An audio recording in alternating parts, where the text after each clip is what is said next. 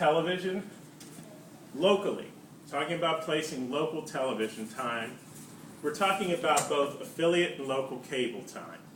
Your affiliates here are channel 13, 10, and 8, WHAM, HEC, ROC, of course UHF, channel 31, a Fox affiliate, CW, and then local cable as well is part of the TV planning process, and that's of course Time Warner Cable. Both serve very, very different purposes. Your affiliate buys and plans for television serves a totally different purpose than your local cable plan and buy does. But first, I got to digress a little bit before we get into those differences. First of all, what I want to talk to you about when we talk about TV planning and buying, or any media planning or buying, basically, is media objectives, and knowing what those media objectives are. So for media objectives, one of the key factors that we look at is delivery, audience delivery. It entails reach and frequency. Those are the two key facets of delivery. Basically, reach is the coverage of your target audience. If I'm placing a buy in television, if I'm placing advertising on the radio, if I'm placing ads in the newspaper, if I'm placing ads in outdoor boards, online, wherever I'm placing paid media, reach is the coverage of the target audience. It's the number of people in my target audience. It's the percent of my target audience who will see or hear or whatever my TV, radio, my advertising. Frequency is the other element of delivery objectives, and that deals with your points of contact. It's the number of exposures that you have to a medium or a vehicle. So whereas reach is a percentage of how many people you reach, frequency is just simply what? It's a number of times that you reach those people. This is an inverse relationship. Advertisers don't have money to achieve both objectives usually. They achieve one or the other. Some advertisers go after high target coverage. Some advertisers go the opposite and they go for frequency as a point of contact. They're inversely related.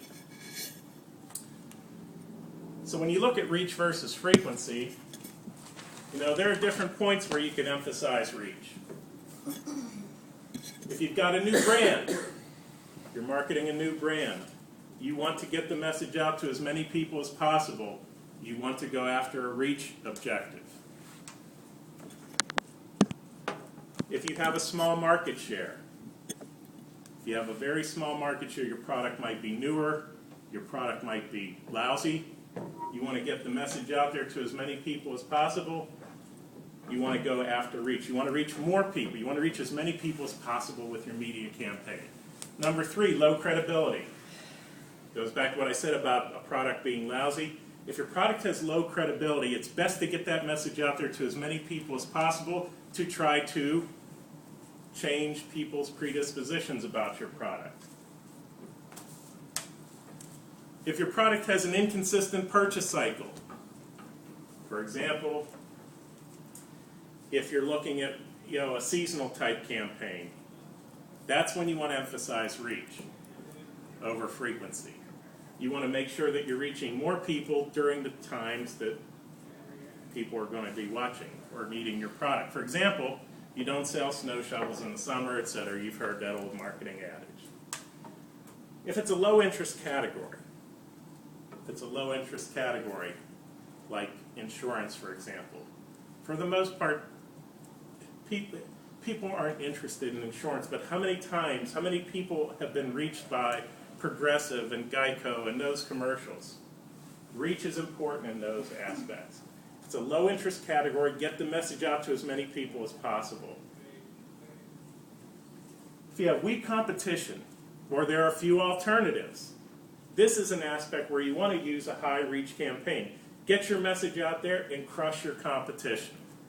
They're weak. You can really make inroads, steal their market share, and really do a good job with it.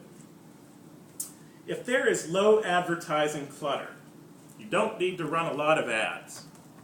You need to reach as many people as possible in your target audience.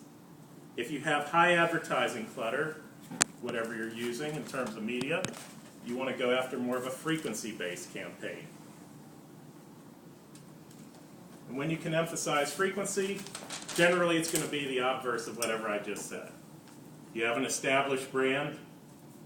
You have a product with a large market share. If you have a product with a large market share, if you're an established brand, why do you need to have a campaign that reaches 70, 80, 90% of a target audience? You don't need that.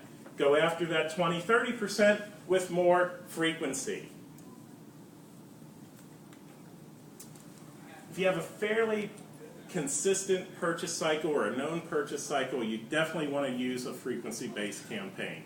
If people are buying your product every week, more frequency is going to be necessary to keep that message out there, keep it fresh. If you have a higher interest category, the argument could be, well, I want to reach as many people as possible. Not necessarily. If your product is in a high interest category, you probably want to go after more of a frequency-based approach to reach that target audience. More exposures, more commercials, more ads.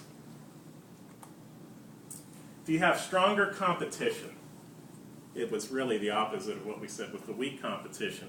If there are many alternatives, reaching your audience a few times is not going to do you any good. You want to reach a smaller segment of that audience many, many more times with more frequency.